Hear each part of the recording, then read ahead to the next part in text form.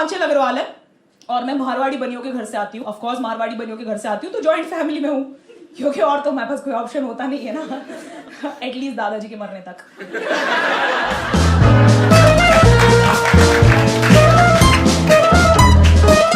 तो मैंने पिछले जन्म में शायद बड़े पाप किए होंगे, तो भगवान ने इस जन्म में मुझे सबसे छोटी औलाद बना दिया जॉइंट फैमिली की। जॉइंट फैमिली की सबसे छोटी औलाद पता है क्या होती है? कर्मचारी। 4 बच्चे होने के बाद वो बच्चे पैदा इसलिए करते हैं कि कौन नौकर रखेगा, 2000 रुपए का नौकर रखे, इससे अच्छा 2 औलादे पैदा करते हैं। इनको 2 वक्त की रोटी डालेंगे और बेवक्त का काम लेंगे। मैं अपने घर की वो नौकरानी थी। और हमारे जो ऊपर वाला जनरेशन था ना, उनके आपस में इतने कलेश थे कि वो बच्चे पालने ही भूल गए। हमारे घर में बच्चे पाले नहीं गए, वो पल गए हैं। कोई नियम कायदा नहीं हमारे घर में। आपका बस चले, आप डाइनिंग टेबल पे हक दो,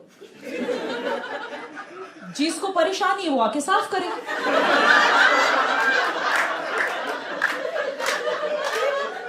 तो हमारे घर में हमारे बच्चे ऐसे ही हो रहे हैं, सब में किसी में कोई तमीज ही नहीं है।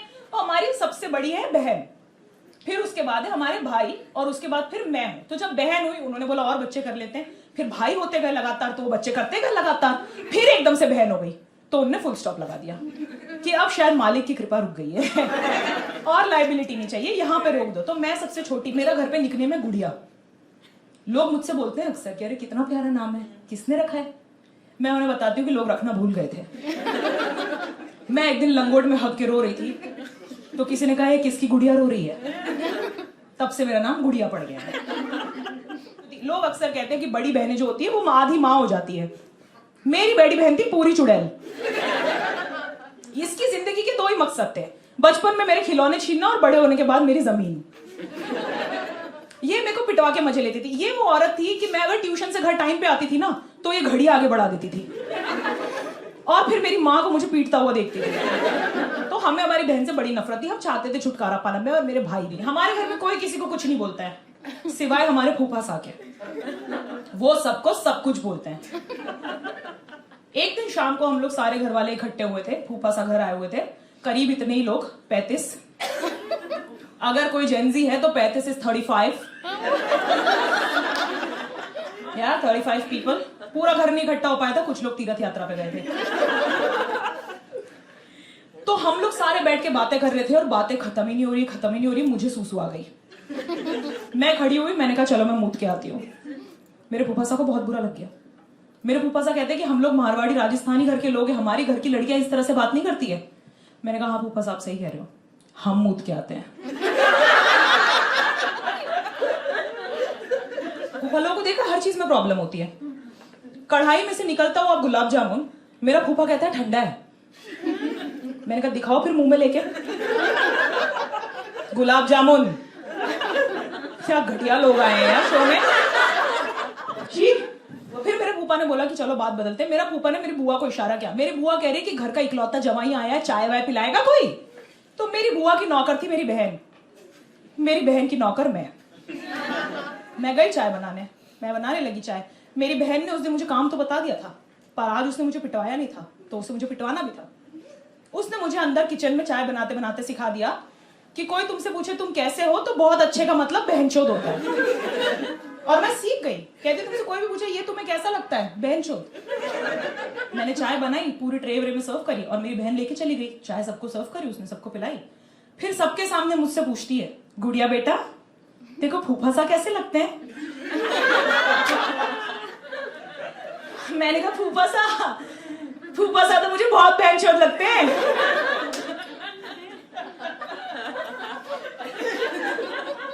पिन ड्रॉप साइलेंस घर में। मेरी मरी हुई दादी की फोटो लगी थी पीछे, माला के साथ आंखें फट गई दादी की फोटो में। ये क्या चल रहा है? मेरी मम्मी ने मुझे घूर के देखा यूं, मैंने अपनी मम्मी की आंखों में मौत नाचती हुई देखी। मेरी मम्मी बहुत मारती थी, मुझे मेरी मम्मी से बहुत डर लगता था। मतलब मेरी मम्मी इनोवेटिव थी हथियारों के साथ, किसी भी चीज को हथियार बना लेती थी। मेरी मम्मी ने गैस के लाइटर को हथियार बनाया हुआ था, वो उससे डरा रही, मुझे लगाओ झटका, लगाओ झटका, लगाओ झटका। मेरी गैस के लाइटर से गांड फट रही है, उसके लाइटर से गैस नहीं चालू होती थी। मुझे लगता था मेरे में आग लग जाएगी। मुझे आज तक लाइटर का इतना ट्रॉमा है, मुझे सिगरेट भी कोई और जला के देता है। भाई मैंने आंख में मम्मी बोलती है कि कितनी बदतमीजी से से बात कर रहे हो, ऐसे मत बोलो, बुआ क्या सोचेगी। मैंने कहा बुआ ने क्या सोचना है, बुआ तो खुद बहुत बहनचोद है। मुझे समझ ही नहीं आ रहा है चल क्या रहा है। मम्मी कहती है चुप रहो, ये किसने सिखाया तुम्हें। मैंने कहा दीदी क्या बोल रही है सब। उसने मेरे को कान में बताया बहनचोद का असली मतलब। मैंने कहा ओ बहनचोद, ये क्या कह गए हम। और जो मेरा फूफा था, वैसे फूफा मुझे बड़ा जहर लगता था, पर उस दिन फूफा मेरे रेस्क्यू पे आया। जैसे मेरी मम्मी ने अपना हाथ ऊपर किया था थौड़ का हथौड़ा समन करने के लिए ताकि वो मुझे पेल सके, मेरा फूफा जो दलदल में मगरमच्छ की तरह दीवान पे डला हुआ था, वो ठीक से उठ के खड़ा हुआ, अपना बनियान जो ऑफ शोल्डर हो चुका था वो सही किया और गुल्लक में से पजामा खींचा, खड़े होके कहता है कि घर की छोटी बेटी की अगर ये तमीज है तो बड़ी हाथ से निकल जाए, इससे पहले उसकी शादी करा दो। मैंने कहा इंस्टेंट कर्मा, तो मजे ही आ गए। और सबसे बड़ी बात पता है इसमें क्या है, मेरे फूफा को टेंशन है कि मेरी बहन हाथ से ना निकल जाए। ये फूफा जिसके चक्कर में घर की सारी औरतें दो दो दुपट्टे लेके घूमती है, ये फूफा जिससे अपने पजामे का नाड़ा नहीं बंध रहा है, जो पूरे समाज में अपने गुल्लक दिखाता हुआ फिर रहा है, ये कह रहा है कि बेटी हाथ से ना निकल जाए। मेरे फूफा की गुल्लक इतनी पॉपुलर, मेरे घर के बच्चे 50-50 के सिक्के डिपॉजिट करते हैं गुल्लक में कि इनका कोई काम नहीं है, कम से कम फूफा की गांड छनके की पता तो चल जाएगा आ रहा है। घर की औरतें हमारी आंगन में पायल छनकारी, हमारा फूफा गांड। उस इंसान को मालूम ही नहीं है कि उसकी गांड में कितनी धनराशि है, वो अलग गुल्लक लेके घूम रहा है। फिर हमने एक बात सोची कि अगर हमें पहले पता होता कि मेरे बहनचोद बोलने पे इसे घर से निकाल देंगे तो मैं इतनी देर थोड़ी लगाती। मैं पैदा होती पहला शब्द माँ थोड़ी बोलती, माँ दलतोत बोलती कि निकालो इस नागिन को बाहर, दफा करो यहां से। और हमारी बहन भी खुश है शादी से, क्योंकि बहन बचपन से सुनती हुई आ रही थी शॉपिंग करना है पति के घर जाके करना, घूमने जाना है पति के घर जाके करना। हमारी बहन को लग रहा है पति के घर जाके ये सब होगा, ये अलग ही डिल्यूजन में जी रही है। तो बड़ी मम्मी बड़े एक्साइटेड कि हाँ चलो फिर कुंडली बनवा लेते हैं। तो फूफा कह रहे हैं कि कुंडली बनवाने की क्या जरूरत है, पता तो है लड़की मांग ली क्या। हाँ, तो हमारी बड़ी मम्मी भी और ओवर एक्साइटेड। हाँ, पर ये भी तो पता चलना चाहिए ना किस लेवल की मांग ली क्या, पहले पेड़ से शादी करानी है कि कुत्ते से। मैंने कहा बड़ी मम्मी ऐसा करो कि पेड़ से ही करा दो, क्योंकि कुत्ता तो ये जिससे भी होगी उसको बना ही देगी। फिर बनवाया दीदी का बायोडेटा। बायोडेटा इतना झूठा डॉक्यूमेंट, ओहो, उससे झूठी चीज नहीं बनी दुनिया में। पर इस बायोडेटा पे भी कोई लड़का फंस गया, वो आ गया घर। मैंने उस दिन समझ लिया था कि इस देश में किसी की भी शादी हो सकती है। एक लड़का पागल सा आ गया हमारी बहन को देखने के लिए घर, और लड़का इतना डेस्परेट, वो जेब में सिंदूर की डब्बी रख के लाया था। वो जैसे ही आया उसने मेरी बहन को देखा और देखता ही रह गया। मेरी बहन को देख के वो कहता है कि मैंने आज तक तुम जैसी लड़की नहीं देखी। मैंने कहा तूने लड़की देखी है साले? तो लड़के वाले जब आते हैं ना घर, तो लड़की से मिलने नहीं आते, देखने आते हैं, 3-4 चीजें चेक करने आते हैं। तो पहली चीज हमने अपनी बहन को सिखाई थी कि जब लड़के से बात हो, उसके घर वाले आए तो चुप रहना, अगर शादी करनी है तो अपना मुंह बंद रखिएगा। पहली चीज हमने चेक करी कि लड़की की आवाज अच्छी मधुर है, बोलने में स्वीट है, पर फिर भी गूंगी है कि नहीं है, घर में झगड़े रहेंगे तो चुप तो रहेगी ना। दूसरी चीज हमने चेक करी लड़की के सारे ऑर्गन्स अपनी जगह पे, पेटी पैक है कि नहीं है, अनयूज्ड, सील तो हमारा बेटा ही तोड़ेगा ना। तीसरी चीज हमने चेक करी कि लड़की अच्छी गोरी चिट्टी सुंदर नैन नक्श वाली है कि नहीं है। वो बहुत इंपॉर्टेंट होता है, क्योंकि हमारे यहाँ ना सिंगल हैंडेड रिस्पॉन्सिबिलिटी खानदान का जीन पूल सुधारने की औरत पे रहती है।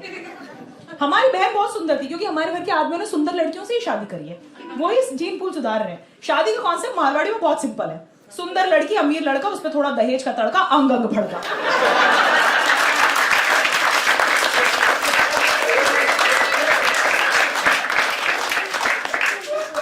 जैसे ही लड़के वाले आए ना, मेरे घर वालों को अलग ही मजे आ गए। आओ आओ मालिक मालिक, पधारो सा पधारो सा पधारो सा, सब एक दूसरे को पधरवा रहे। वहां पे हमारी घर की औरतें परेशान हो रही है पकवान रख रख के। हमारे घर के हमारे गाने, मारवाड़ी लोगों के ना पता है गाने होते हैं। हमारा एक सबसे मशहूर गाना है, केसरिया बालम पधारो मारे देश। हमेशा कोई आदमी गाता हुआ दिखेगा, कोई औरत नहीं गाएगी केसरिया बालम पधारो मारे देश, क्योंकि हमारे घर की औरतें चाहती ही नहीं है कि कोई बालम पधार जाए। जैसे ही कोई बालम पधारता है तो आदमी लोग तो बैठ जाते गप्पे हाँकने। उन बालम की लांडी हुज्जत तो औरतों को ही करनी पड़ती है। इन्होंने सर्विंग शुरू करी, कह रहे अरे कचौरी क्या खिला रहे हो, समोसे भी लाओ, जरा गोलगप्पे भी लाओ। जरा दही बड़े भी लाओ। ये सारी चीजें आ रही, हमारी औरतें चक्कर ही काटे जा रही है किचन में। भाई हमने, लड़के वालों ने कहा कि हमें आपकी लड़की पसंद है, तो इन्होंने बोल दिया कि हमें शादी हमें मंजूर है। अब बाकी के घर वाले कह रहे हैं अरे तो पहला ही लड़का है, और भी लड़के तो देख लेते हैं ना, क्या पता नहीं आगे मार्केट में और भी कुछ अच्छा हो माल। भाई इन्होंने कहा कि और देख लेते। मेरी मम्मी को टेंशन हो गया। मेरी मम्मी कहती है कि बार बार ये लांडी उचल मुझसे नहीं होगी, आपके घर में कोई छोटा बेटा हो तो ये छोटी वाली को भी ले जाओ, इसकी भी उम्र हो चली है। और मेरी उम्र हो ही चली थी, मैं ऑलरेडी क्लास 3 में थी, बहुत देर हो गई थी। तो लड़के वालों से हमने कहा कि एक काम करते हैं, फिर रोका कर लेते हैं। लड़के वाले कह रहे हैं कि रोका वोका हम नहीं करते, ये तो पंजाबियों की रस्म है। तो हमारे घर वालों ने बोला कि हाँ पर किसी और समाज से अगर कोई रस्म ले ले तो इसमें बुराई तो नहीं है। मैंने कहा तो आप पैग और टंगड़ी कबाब नहीं ले सकते थे? हाँ हम भी कर लेते, थोड़ा लागे 3 पैग बलिए, कब तक छाछ पी पी के हम जिंदगी गुजारेंगे? आपको लाना था तो रोका ही लाना था, जो कि इतनी फिजूल रस्म है। मेरे घर वाले जो रेलवे के बंद फाटक में नीचे से झुक के निकल जाते हैं, इनको लग रहा है ये तिलक लगा के लड़का रोक लेंगे।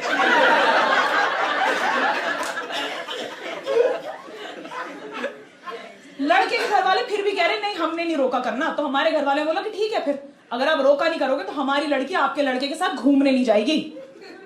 लड़के ने जेब में से सिंदूर निकाल के खुद को तिलक किया है।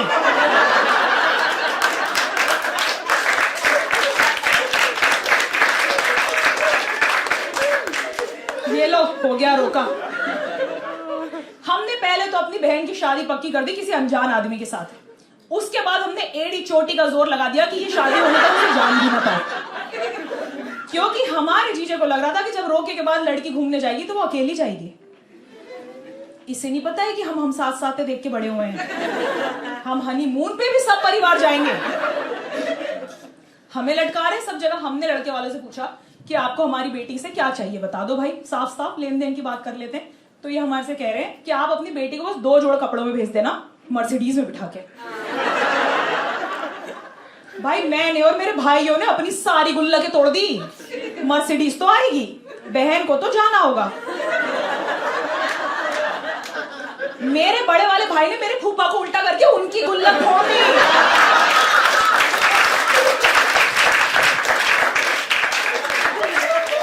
मर्सिडीज तो आएगी,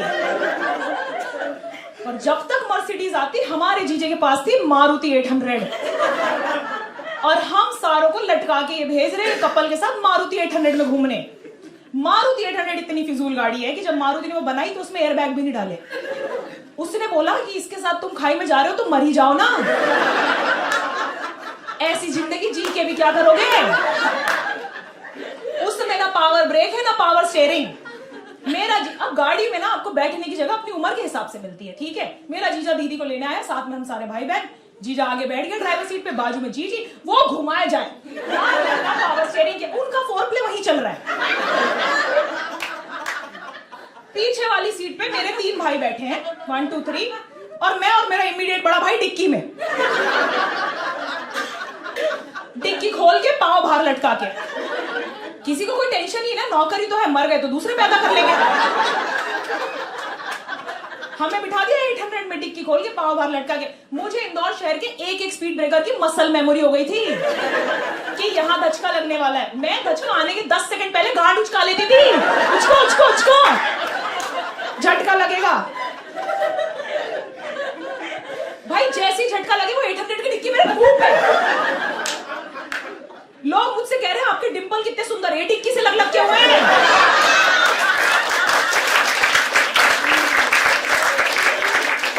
मैं पैदा नहीं हुई थी इनके साथ। भाई पर मेरा जीजा भाई रोमांटिक आदमी था, वो ले गया हम सब भाई बहनों को प्योर वेज रेस्टोरेंट में। वहां जाके सबके सामने मेरी बहन से रोमांस कर रहा है। If I know what love is, it's because of you.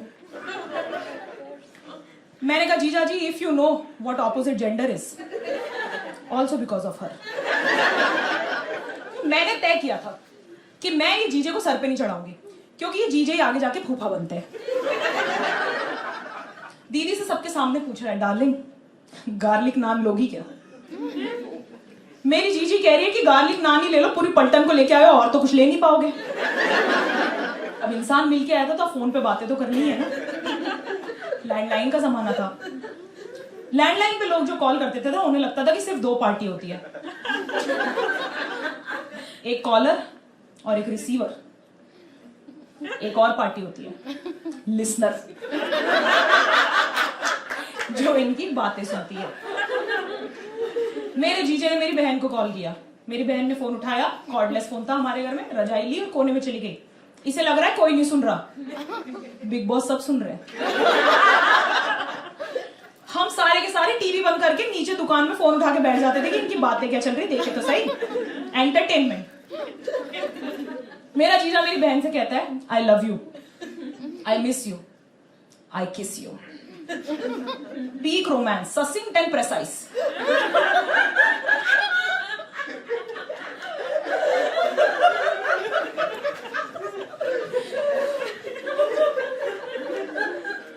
उधर से मेरी बहन कह रही है I love you too, I miss you too. हम सारे चिल्लाए आई किस यू टू मत बोल देना, प्रेग्नेंट हो जाएगी पागल औरत। जैसे ही हमने ये बोला, हमारी मम्मियों को लगा कि सेक्स एजुकेशन देना पड़ेगा बच्चों को। कहती है सेक्स एजुकेशन देना है। मैंने कहा हाँ बताओ किसको देना है। कहती नहीं हम तुमको देंगे। फिर हम दोनों बहनों को बिठाया कमरे में और कहती है कि ज्यादा सेक्स करने से 3 तरह की बीमारियां हो जाती है। एक होती है हर्पेश, एक होती है गिलहरियां, एक होती है चलमेडिया। मैंने कहा अच्छा। कह रही है शादी करने के बाद फटाफट से सेक्स करके एक बेटा पैदा कर लेना, उसके बाद ज्यादा सेक्स मत करना, ज्यादा सेक्स करने से हर्पेश होता है। मैंने कहा मम्मी हर्पेश सिर्फ गुजराती लड़के के साथ सेक्स करने से होता है।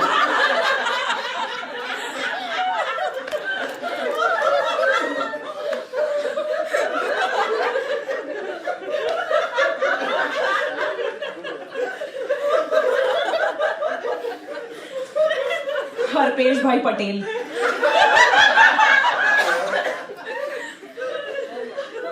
तो ये औरतें ताने मारने पे उतर आई यार। कहती अच्छा फिर पंजाबी लड़के के साथ सेक्स करने से क्या होता होगा। मैंने कहा हरपिंदर। अब शादी की शॉपिंग भी होती है ना कोई चीज, ट्रूसू, आजकल ट्रूसू बोलते हैं, पहले तो ऐसे 2-4 कपड़े डाल के बेच देते थे। हाँ ट्रूसू। ट्रूसू शॉपिंग में ना एक बहुत इंपॉर्टेंट आउटफिट होता है। हाँ लहंगा नहीं, lehenga nightie. Nightie is a very important outfit for a wedding, क्योंकि सुहाग रात पे एस्थेटिक्स मेंटेन करने की जिम्मेदारी सिर्फ औरत पे ही होती है। कोई तो एस्थेटिक्स मेंटेन, उस रात डिसाइड हो जाता है कि इस रिलेशनशिप के पावर डायनेमिक्स क्या होंगे। हाँ तो नाइटी दिलाना बहुत जरूरी, क्योंकि आदमी तो हमारे यहाँ रूपा के जांघे में ही आ जाते हैं, वो भी गलत जगह छेद वाले। भाई कुछ आदमी तो डिक्सी की फ्लोरल प्रिंट अंडरवेयर में आ रहे हैं, पता ही नहीं चल रहा चद्दर कहां शुरू हो रही है और आदमी कहां खत्म। वो लेटा लेटा बैकग्राउंड में मर्ज हो गया है। मैं तो जीजा के बहुत मजे लेती थी। मैंने दीदी को चल नहीं कर, मुझे घर पे बहुत डांट पड़ती थी कि बेटा जीजा जी को ऐसे परेशान मत किया करो, जीजा जी के मजे लेते रहते हो, कुछ ऊंच नीच हो गई कल को अपनी बहन उनके घर पे दी हुई है। मैंने कहा उनके साथ कुछ ऊंच नीच हो गई तो अपनी बहन उनके घर पे दी हुई है। हमें हमारे जीजे का टेंशन था। हमने जीजे को इमरजेंसी लाइन दे रखी थी कि जीजा कुछ कल को ऊंच नीच हो जाए फोन कर लेना, हम उठाएंगे नहीं, पर सुन के खुशी होगी कि हम अकेले ही नहीं थे जिसका कट रहा था, इस दुनिया में और भी है इसके शिकार। हाँ जीजे के मैंने जीजे को एक दिन फोन किया। मैंने कहा जीजा जी घर आओगे क्या दाल बाटी खाने? तो जीजा जी कहते कि हाँ आएंगे, बिल्कुल आएंगे, क्यों नहीं आएंगे। मैंने कहा तो फिर आते आते दाल बाटी लेते हुए आना।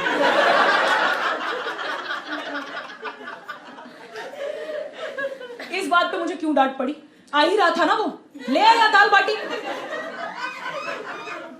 एफिशिएंसी कोई चीज होती नहीं होती है भाई। वो आदमी लेकर आया दाल बाटी, हमारे पास जोमेटो राइडर नहीं होते थे ना, अपनी अपनी जुगाड़ खुद करनी पड़ती थी। वो आदमी दाल बाटी लेकर आया, दाल बाटी के साथ लेकर आया फूल पत्ते गुब्बारे। मैंने कहा ये ऑर्डर मेरा नहीं था, इसका पेमेंट मैं नहीं करूंगी। वो कहते हैं कि नहीं ये तो मैं आपकी दीदी के लिए लेके आया हूं, उन्हें प्रपोज करने के लिए। मैंने कहा जीजा जी 2 दिन बाद की धर्मशाला बुक है, अब याद आया आपको प्रपोज करने का? कहते हाँ योर सिस्टर डिजर्व्स इट। उसने भाई दाल बाटी साइड में रखी और पूरे घर में गुब्बारे फूल पत्ते बिखेर दी, सजा दिए, नीचे जमीन पर सजा दी। यहाँ पे गुलाबों की खुशबू आ रही है, पीछे अगरबत्ती मेरी दादी की मरी हुई फोटो पे। पूरे घर का माहौल अलग ही महक रहा है। उसने पूरा कचरा कर दिया। मैंने कहा साफ कौन करेगा, तेरा बाप? नौकर तो मैं हूं, भूल क्यों जाते हैं सब? भाई फिर भी मेरे भाई ने मुझसे बोला कि तू ये गुस्से का घूंट पी ले, 2 दिन बाद अपनी बहन जाने वाली है, तब तक सहन कर लेंगे। मैंने कहा हाँ ठीक है, चलो ठीक है। जीजा ने प्रपोज करने की पूरी व्यवस्था बिठा दी। मैं और मेरा भाई कॉन्ट्रा खेलने बैठे थे, हमने रिमोट फेंका कि ये देखेंगे, ये ज्यादा इंटरेस्टिंग है। शादी के लिए प्रपोज करते तो क्या करते हैं, will you marry me question mark. मेरे जीजे ने उसको कर दिया you will marry me full stop. मना करके दिखा बहन जी। भाई शादी के दिन हमने कोई रस्म नहीं रखी थी, ना संगीत ना मेहंदी, सीधे फेरे। हमें चाहिए ही नहीं लफड़ा, हिसे यहाँ से जाना। हमने जीजे के जूते नहीं चुराए थे, हम उनके लिए और जूते लाए थे कि कभी कोई दिक्कत आ गई तो इन्हें पहन के चले जाना, पर चले जरूर जाना, यहाँ ना रुक जाना। जी को विदा करते करते सारे गाए हैं ना आना इस देश तू लाडो। दीदी हमारी विदा हो रही है। जिस दिन हमारे दीदी की शादी थी ना, फेरे चल रहे थे, सब बहुत खुश। भाई हम तो बहुत ही खुश थे, एलेटेड। एक इंसान बहुत दुखी था, मेरे फूफा। क्यों? फूफा इसलिए गुस्सा था क्योंकि फूफा का प्रोजेक्ट खत्म हो गया था। अब वो किसकी जिंदगी तबाह करेगा, अब क्या कर सकता है वो। और मेरे से गलती हो गई, मैं फूफा के सामने आ गई और मेरा और मेरे फूफा का आई कांटेक्ट हो गया। मैं समझ गई अपना कट गया। मैंने कहा मैं तो आस्तीन में सपोले को जन्म दे रखा था। मेरे फूफा ने मेरा हाथ पकड़ा, कहते चल बेटा तेरे पापा के पास चलते हैं। मेरे पापा के पास लेके गया। मेरे पापा को सबके मेरे सामने ही कह रहे हैं कि अशोक इसकी कब करनी है। मेरे पापा ने पूछा भी नहीं क्या करनी है, वो समझ गए कि ये वेला आदमी बात ही किस बारे में करेगा। कहते अरे जीजा जी अभी तो छोटी है, अभी तो क्या ही उम्र हुई है। तो फूफा कहता है कि नहीं नहीं बड़ी हो गई है भाई, अभी नहीं होगी तो कभी नहीं होगी। और वो सही था।